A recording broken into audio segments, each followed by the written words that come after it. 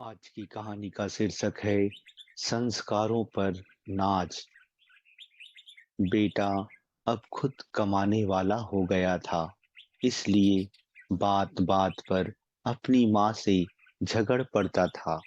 ये वही माँ थी जो बेटे के लिए पति से भी लड़ जाती थी, मगर अब फाइनेंशियली इंडिपेंडेंट बेटा पिता के कई बार समझाने पर भी इग्नोर कर देता और कहता, यही तो उम्र है शौक की, खाने पहनने की।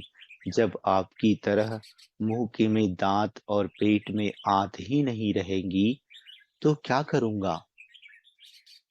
बहू खुशबू भी भरे पूरे परिवार से आई थी, इसलिए बेटी की गृहस्थी की खुशबू में रम गई थी। बेटे की नौकरी अच्छी थी तो फ्रेंड सर्कल उसी हिसाब से मॉडर्न थी।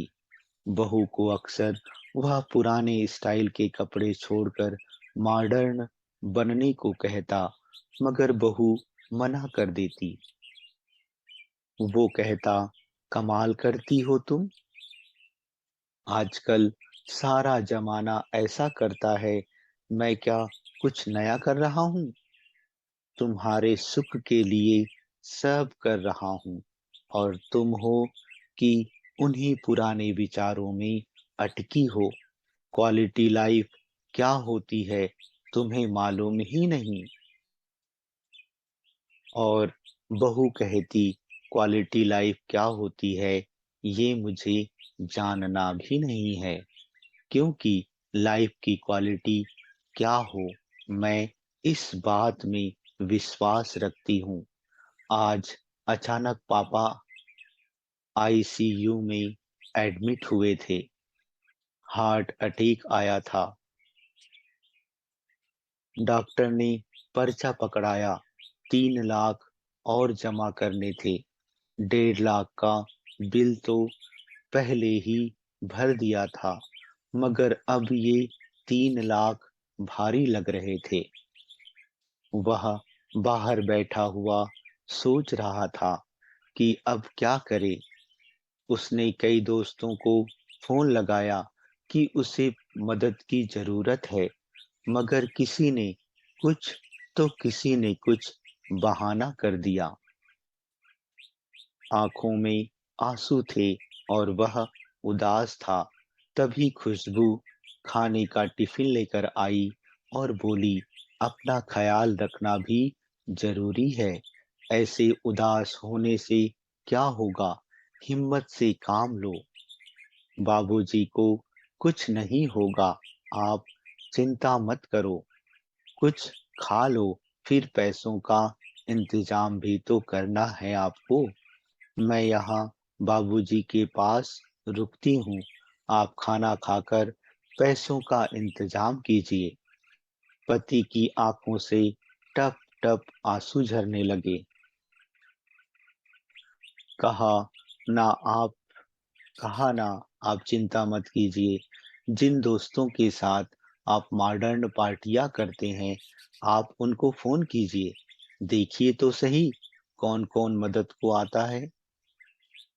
पति खामोश और सूनी निगाहों से जमीन की तरफ देख रहा था कि खुशबू का हाथ उसकी पीठ पर आ गया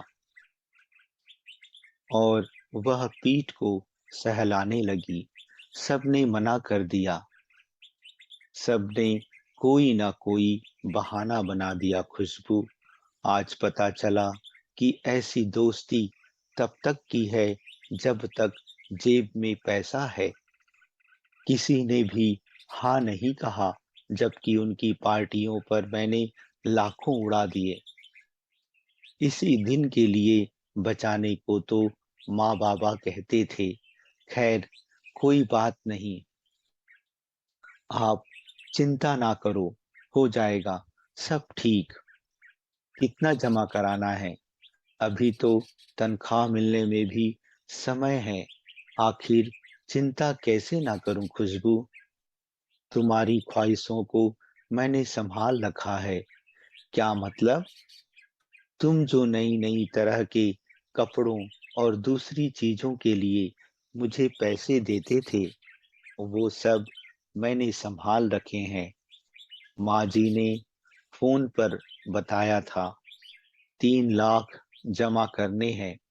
मेरे पास 2 लाख थे, बाकी मैंने अपने भैया से मँगवा लिए हैं। टिफ़िन में सिर्फ़ एक ही डिब्बे में खाना है, बाकी में पैसे हैं। खुशबू ने थैला टिफ़िन सहित उसके हाथों में थमा दिया। खुशबू, तुम सचमुच अर्धांगिनी हो। मैं तुम्हें मॉडर्न बनाना चाहता था, हवा में उड़ रहा था, मगर तुमने अपने संस्कार नहीं छोड़े। आज वही काम आए हैं। सामने बैठी माँ की आंखों में आंसू थे। उसे आज खुद के नहीं, बल्कि पराई माँ के संस्कारों पर नाज था, और वो बहू के सर पर हाथ फेरती हुई ऊपर वाले का शुक्रिया अदा कर रही थी। अच्छा दोस्तों, अच्छा दोस्तों, धन्यवाद।